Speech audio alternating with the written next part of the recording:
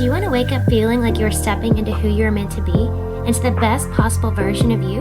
What if I told you that the key to your best life, health, and happiness are all around you? You just have to find what works for you.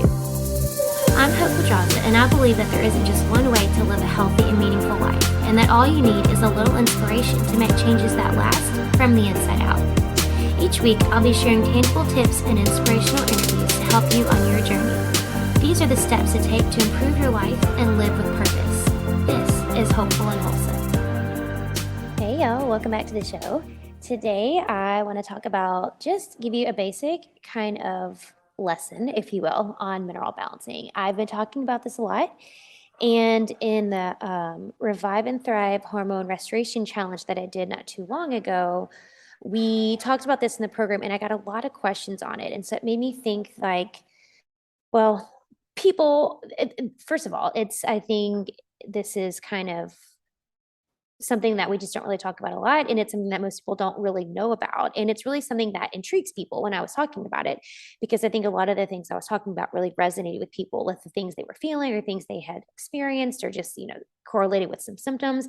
And so I want to give kind of a brief lesson on mineral balancing, just to kind of illustrate the importance of mineral balancing. And maybe for you listening, this could be the missing piece. This could be the piece that you haven't addressed yet. And, you've done some healing work on yourself, or you worked with a practitioner, but you haven't addressed this, and this could be the missing link. And I found that with a lot of my clients, this is the missing link. And a lot of my clients have worked with, whether it be multiple doctors, other functional practitioners, other, health practitioners, and they just haven't found, like, again, it's just like that one thing that's missing. Like, they just haven't found that one thing that is keeping them from feeling their best, or for like really getting rid of the symptoms, or for like really feeling like, I have my body back. And this is actually one of the first steps that I take with my clients, is mineral balancing. We do the HTMA test, which is the hair tissue and mineral analysis.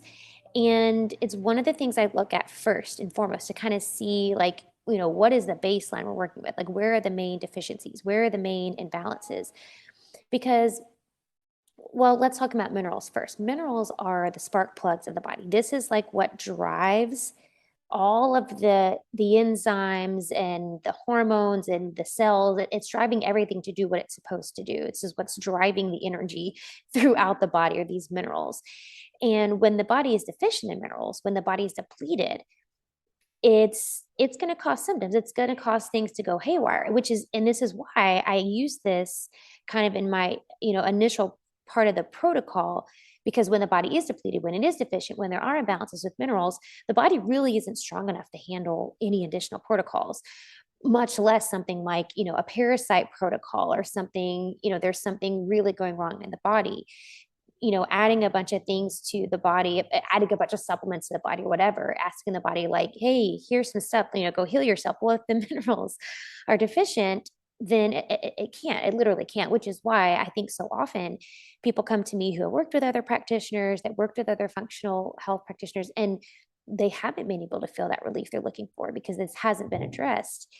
And it's literally just the missing piece, right? So it's important to understand that when we're looking at minerals, it's not just about the individual minerals, it's about the ratios of these different minerals. And so just looking at the minerals, like just at face value, is not really telling you a lot, because they all interact with each other. Some of them work in synergy with each other. Some of them are like antagonists. They kind of work against each other, right? So it's all about balance. And I know I've talked about this before, and we talked about hormones, right? It's the same thing, right? With estrogen and progesterone, like, you have to have the right balance of each. So too much estrogen is not a good thing. Too much progesterone is not a good thing. Too little estrogen is not a good thing. Too little progesterone, right? There has to be a balance. And it's the same thing with these minerals, that there has to be a balance of all of them. And they have to work together in the right way, and they have to interact with each other in the right way. And so when you're looking at minerals in your body, you have to remember that, which is why really and truly it's important to have a practitioner you're working with to look at a hair tissue mineral analysis to explain it. Because again, you could just look at it and be like, read it for exactly what it is for face value. The other thing I want to mention is kind of what exactly a hair tissue and mineral analysis is, because I think it's an important distinction between like getting, because you can go to the doctor, right? And you can get a blood test. You can get a blood test to measure your minerals. But here's the thing. When you're measuring a blood test, or you're measuring, like you're getting a blood test, like looking at blood levels, it's really just giving you kind of just this like acute picture of what's going on, like what's going on kind of in the moment. The other thing is when you're looking at minerals, most minerals, not most, a lot of minerals, and really the four main ones that I'm going to talk about today, most of these are intracellular, meaning they're supposed to be in your cells. So if you're measuring your blood, it's really not giving you a picture of what's going on in your body at a cellular level, right? It's just what's in your blood. And not only that, but you have minerals like calcium. Calcium is a structural mineral, which means that it's supposed to be in your bones and your teeth. 99% of calcium is supposed to be in your bones and your teeth. So if you're doing a blood test, like it's not really telling you a whole lot. It's not really giving you a good picture. So when we're looking at a hair tissue or mineral analysis, it's much more accurate, a much more accurate picture of what's going on chronically, because it's what's being pushed out into your tissues. And it's giving you a better picture of what's going on over time. So when you're doing the HTMA, it's really a picture of what's gone on for the last 90 days, like what your body's pushing out over the last 90 days. So when your body, it has either bio unavailable minerals, meaning like your body can't use them, it's pushing it out into your tissues, and your hair is a tissue. And so that's what it's measuring, what's being pushed out.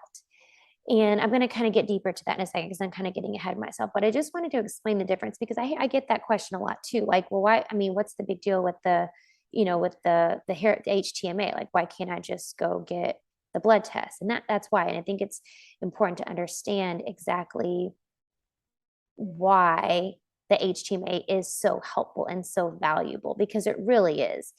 And minerals are so important to the body. I mean, there's millions of enzymes. They're needed for millions of enzymes as cofactors. They help these enzymes do their job, and they help hormones do their job, and they help your nervous system. I mean, they literally are helping every part of your body.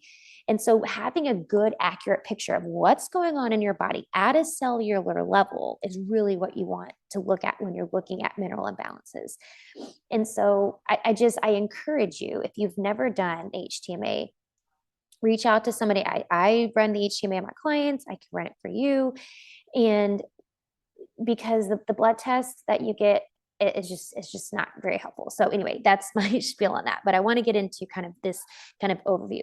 So the HTMA is going to give a good look at where the deficiencies are. I don't know why I can't speak today. And where the imbalances are. And the four big ones that we look at, the four big macro minerals, are potassium, magnesium, sodium, and calcium, right? And you're probably familiar with those, right? They're those big electrolytes that we hear about all the time. And when, again, kind of what I mentioned before, we're not just looking at them like individually, but we're looking at the relationship between those, because that's really where the big changes happen as we start to heal the body. It's the ratios between them.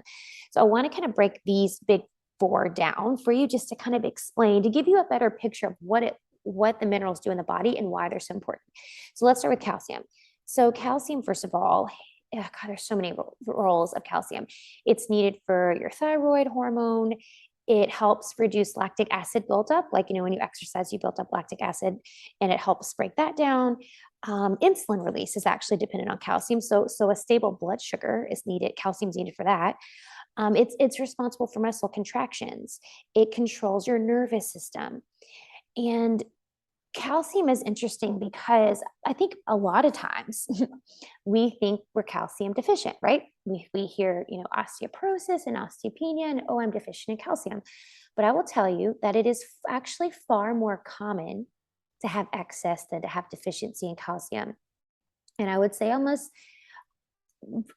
I can't give you a statistic, but I would say it's definitely more than half. I would say probably 75% of the HTMAs that I run for my clients, it's in excess. It's too much calcium. So again, calcium is a structural mineral. So 99% of it is supposed to be in your bones and your teeth. It's when it gets pushed out into the tissue is when it becomes a problem, because it's not supposed to be in your tissue. And so when it gets in excess, it starts to push out into your tissues, right? And there's a few reasons for that. Stress can be one thing. So calcium gets pushed out as kind of like this protective mechanism to protect your cells against stress hormones, like cortisol, right? Cortisol is a stress hormone. And so when your body is constantly in this state of stress, the calcium is going to be pulled out of the bones and the teeth, which is why stress is, it's literally putting stress on your body. And it's going to build these, what's called a calcium shell around your cells. And it's like this protective thing to protect your cells against the stress hormones. And the other thing of that is when it does get pulled out, it pushes it into, because it can't stay in your blood, it pushes it into your tissue. So the other issue is it can, go into all parts of the body. It can even go into your brain tissue, and it can cause a lot of symptoms there, like, neurological issues. There's headaches and brain fog and memory issues. And it can go even deeper than that with like really severe, like, mental disorders, right? When you have that much just getting stuffed into the tissues, depression, anxiety, memory loss, all of those are symptoms of excess calcium being pushed out into the tissues. A lot of other symptoms too. So you could have muscle aches, let's see, hearing difficulties, fatigue, joint stiffness, because it's responsible for contraction. So it's like your body is like one big contraction, like it can't release it. Weakness in the body, restless legs, super common with excess calcium, constipation. And then you have things like kidney stones and gallstones and bone spurs. All of those are symptoms of excess calcium, this calcium buildup in the body, right? So I think it's important to understand that part of calcium that we don't often hear about. Next, I want to talk about magnesium. Now, magnesium, I've talked about it before, but I'm going to talk about it again. It is so important in the body. It's responsible for over 500 different enzyme reactions in the body, and it's really easily depleted by stress and anxiety. And so here's the interesting relationship between calcium and magnesium, right? So calcium is responsible for the contraction of the muscle, and magnesium is like this relaxing mineral, right? So it's responsible for this like relaxation of the muscles. So when you're stressed, calcium gets pushed out into the tissues, right? So now there's this excess, this calcium buildup. Well, when you're stressed, magnesium gets depleted. So now you've got like this counterbalance that's off, right? And so now you're in, like I was saying with the one of the symptoms of too much calcium is this, like, your body is like stiff and rigid, like it's this constant state of contraction. Well, your magnesium is probably deficient, and so now you have no magnesium to help your body relax. So that's why you have that symptom. That's why that symptom is so common. So magnesium is super easily depleted by stress and anxiety. It uses up a lot of it when you're stressed and when you're anxious. Now, magnesium is an intracellular mineral. And so 99% of it is in the cells, which is why, like I was mentioning before, getting a blood test of magnesium doesn't really give you much information because it's really only like 1% of what's in your body. It's just not a good measure. Magnesium is needed for, blood sugar metabolism. It regulates your metabolism. It's involved in energy production. It's responsible for cell membrane permeability, meaning like it helps things go in and out of your cells. It helps reduce inflammation. It helps your muscles relax. And it's really an important heart mineral, right? It's really important for heart health and for that relaxation of the heart muscle, right? It's got to contract and relax. Now, I will tell you with magnesium, it's much more common to be deficient. I think the number now is like 80 to 85% of us are deficient in magnesium. And really, there's a lot of reasons for this. And I know I've talked about this, did an episode on this, and I've talked about it on social media too. One of the big reasons for this really is a lot of magnesium we get used to come from the soil. And because of our conventional farming practices and just how we've kind of just stripped the soil of many of its minerals, we just don't get a lot of it from our food like we used to. If the soil is mineral deficient, then what's growing in the soil is going to be mineral deficient. So it's just not full of it like it used to be. So I always recommend taking a supplement, even if you haven't measured that you're deficient. I think it's just really good insurance for just the average person. But I did want to talk about deficiencies first. So deficiencies in magnesium, the osteoporosis is really common, arthritis, depression, PMS, heart disease, adrenal insufficient, like tired adrenals, adrenal fatigue, anxiety, feeling like hyperactivity, ADD, ADHD, tremors, hypertension, like high blood pressure. All of those are symptoms of deficiencies in magnesium. But magnesium is really, you can get it from food. There are foods you can get it from. Again, I still think it's important to have a supplement just because we don't retain a lot of it anyway when we get it from food. The food sources, leafy greens are really great source of magnesium.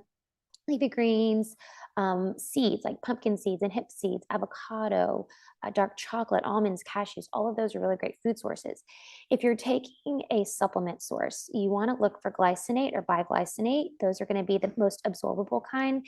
And you're looking for 5 times your body weight.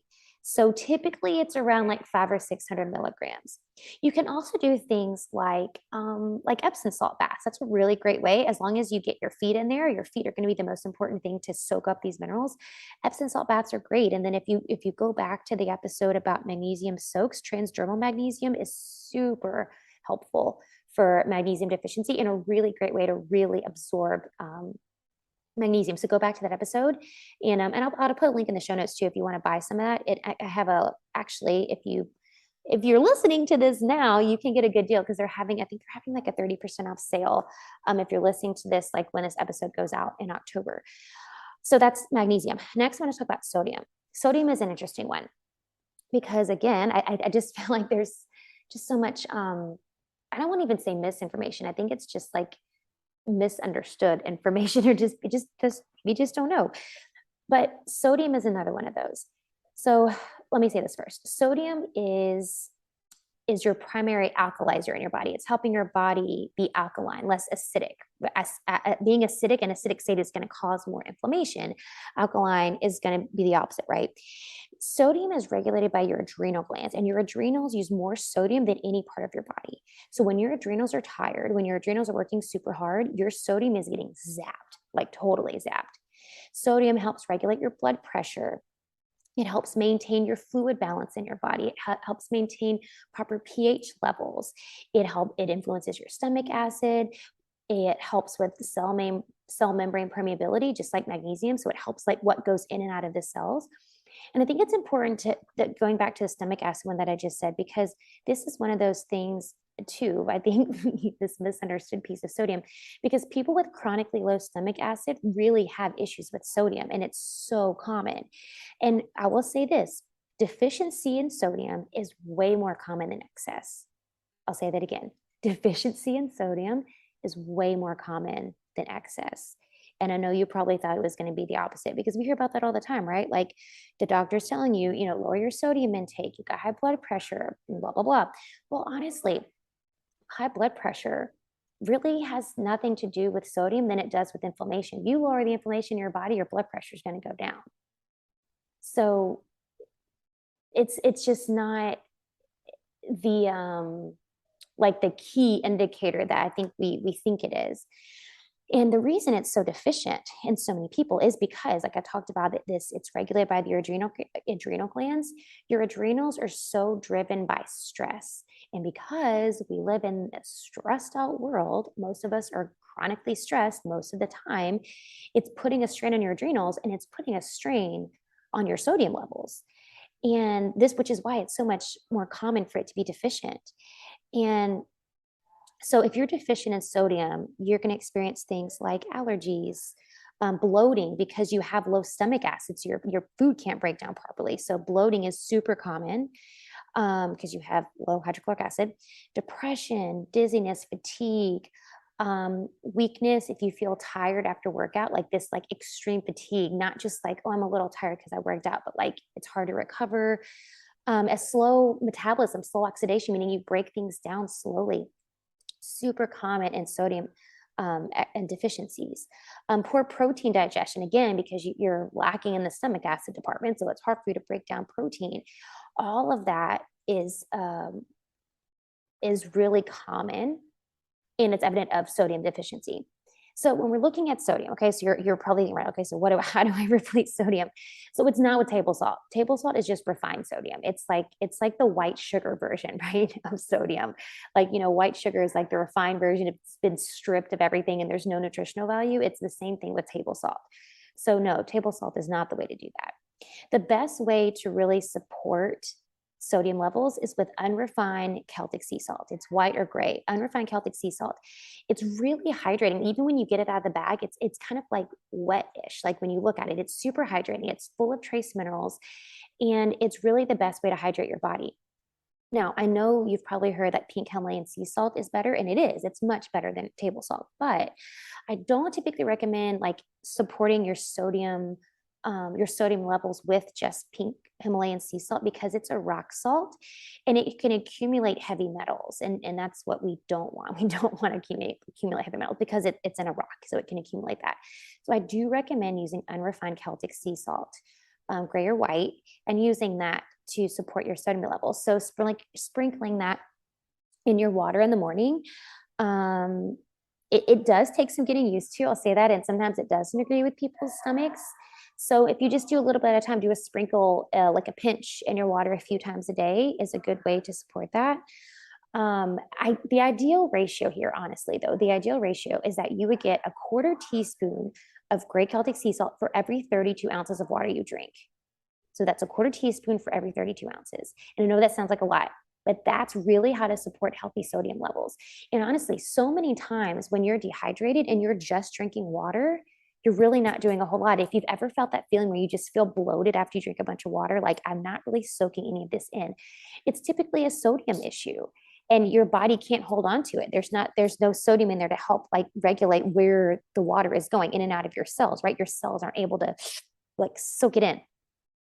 So Celtic gray sea salt is a great way to help with those healthy sodium levels. You can do other things too, like sauerkraut is great. Celery juice is a great source of sodium.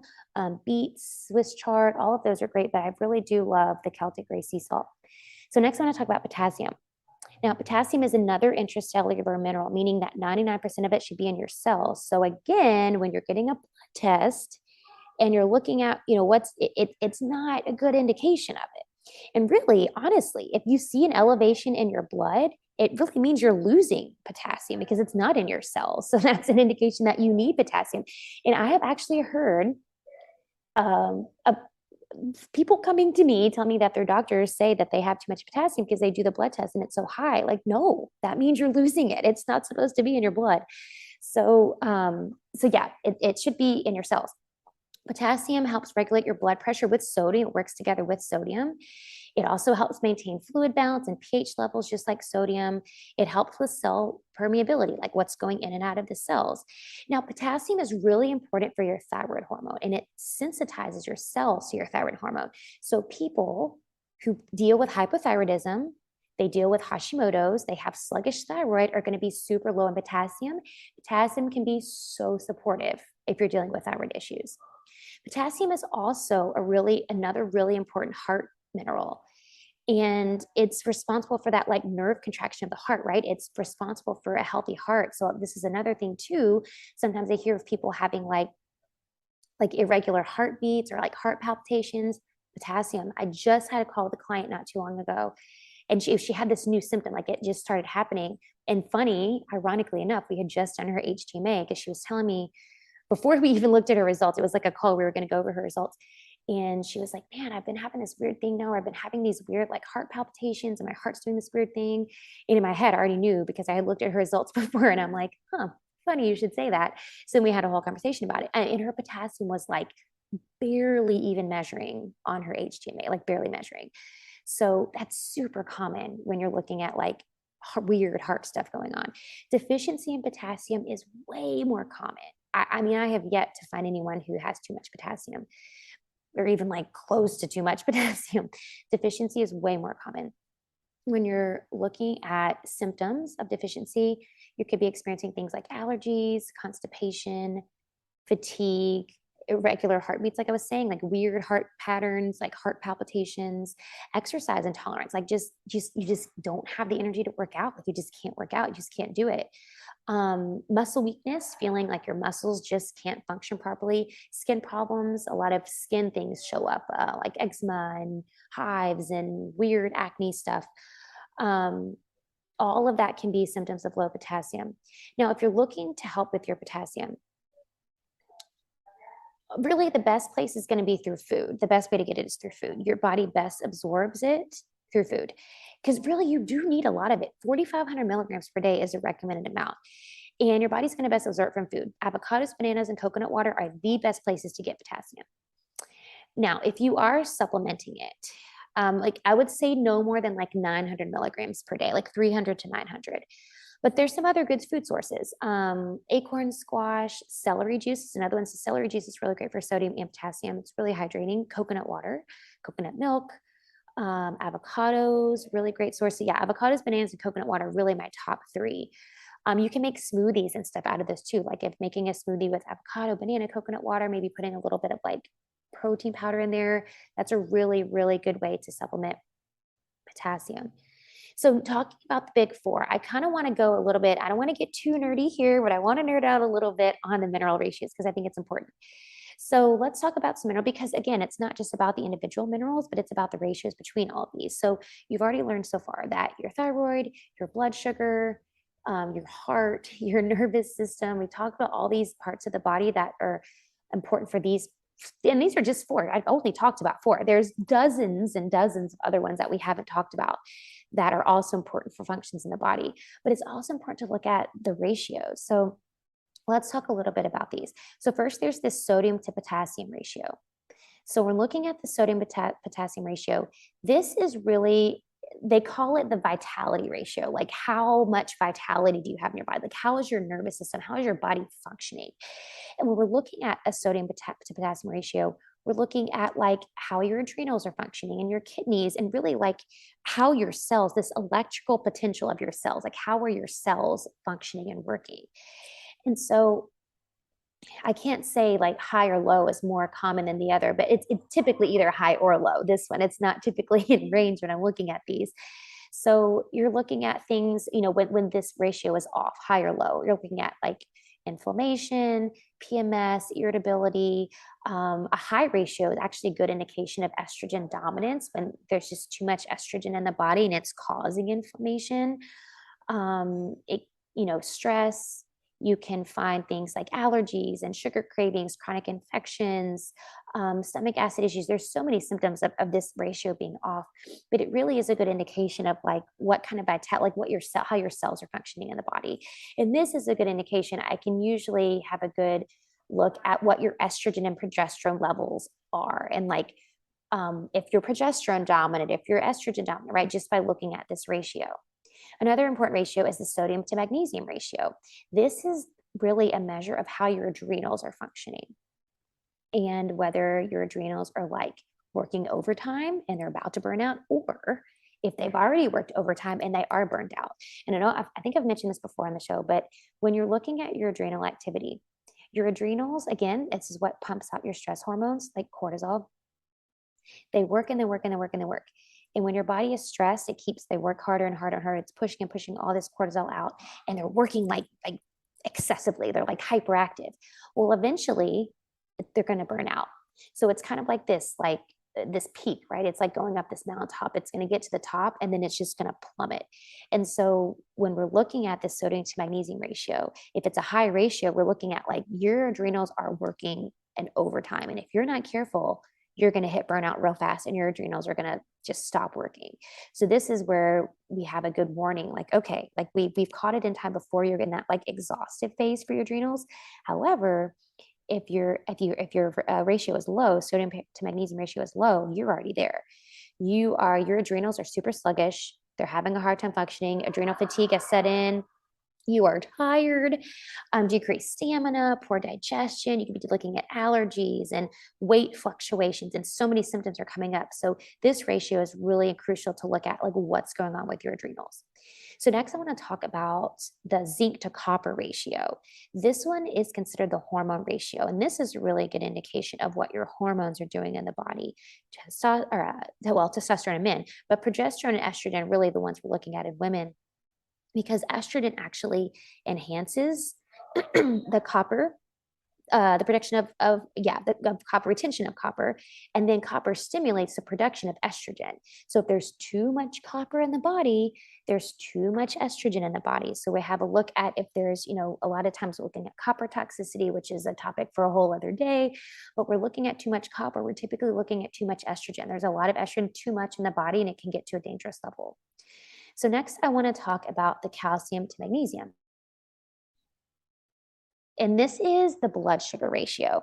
So calcium helps in insulin release, and then magnesium inhibits insulin release. So they kind of work like opposite each other, right? But we need both of these to kind of balance out what's happening with your blood sugar.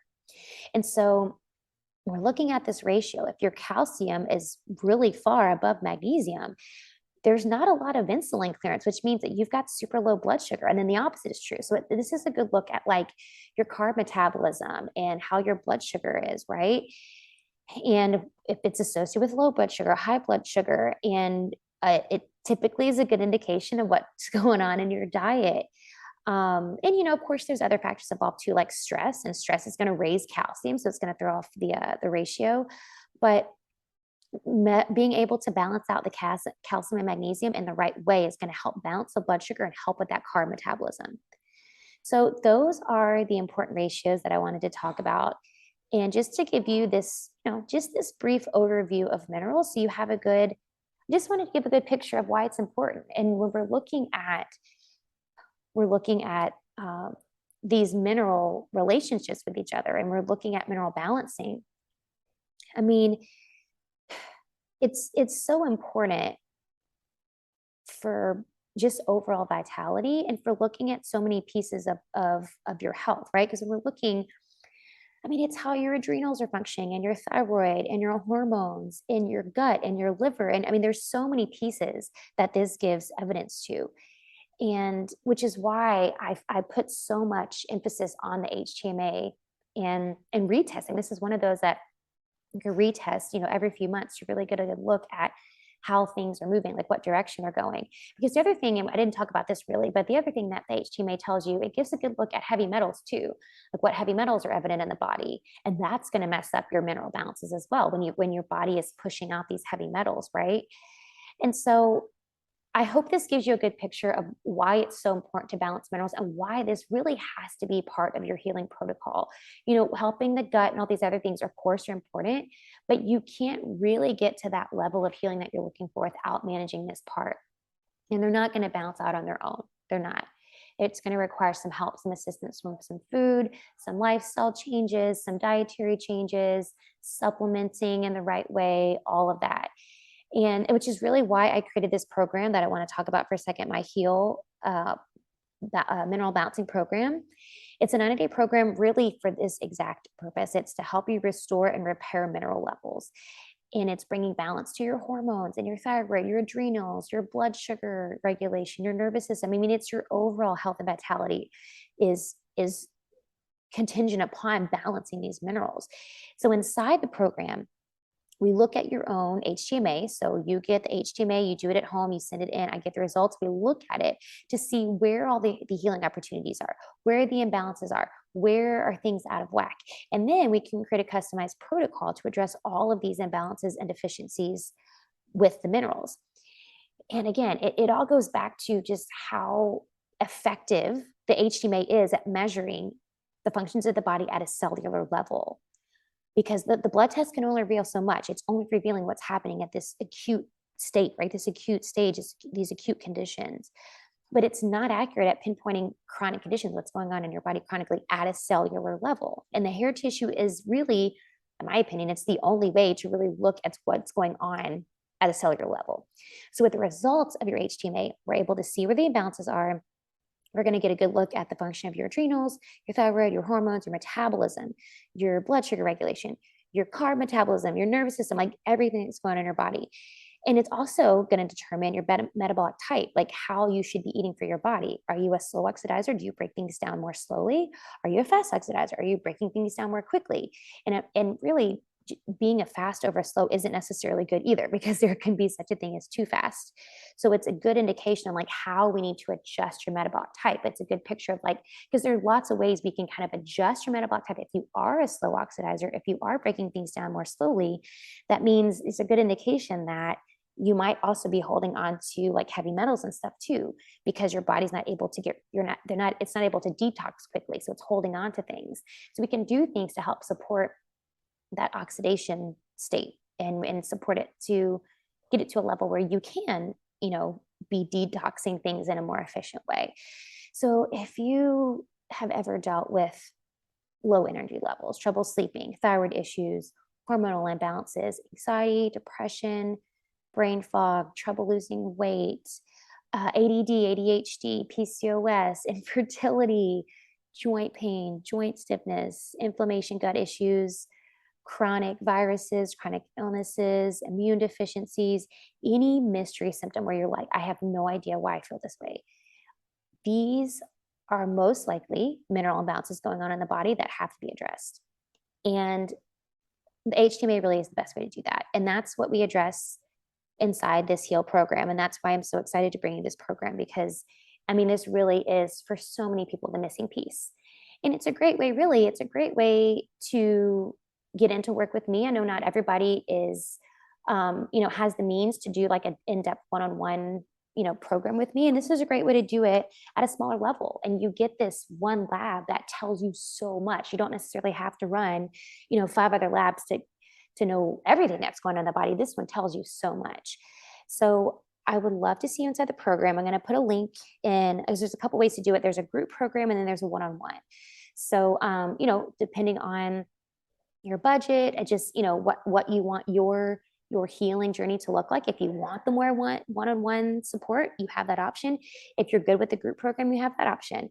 So I'm going to put a link in the show notes to all of that. And if you have questions about it, for sure, just send me an email, find me on social media, ask me questions, shoot me an email about the program itself. But either way, I hope this little mini lesson that we just did on minerals and mineral balancing really drove home the point that mineral balancing is so important for your health and for your vitality and for your longevity. And it's something that you should really put a focus on. I'd love to hear your thoughts and if any of this resonated with you, and I'll see you next time. Thanks for listening to Hopeful and Wholesome, y'all. If you found value in this week's episode, please subscribe on iTunes or wherever you listen to your podcast and leave a review to let me know what you thought. I'd love to know what you find useful in these episodes so I can know how to provide the most value I can to my listeners. And if you have topics you'd like to know more about, I'd love to hear those as well. So shoot me a message on Instagram, Facebook, or LinkedIn. It's @TheHopePedraza, or you can visit my website, hopefulandwholesome.com. Thanks, y'all.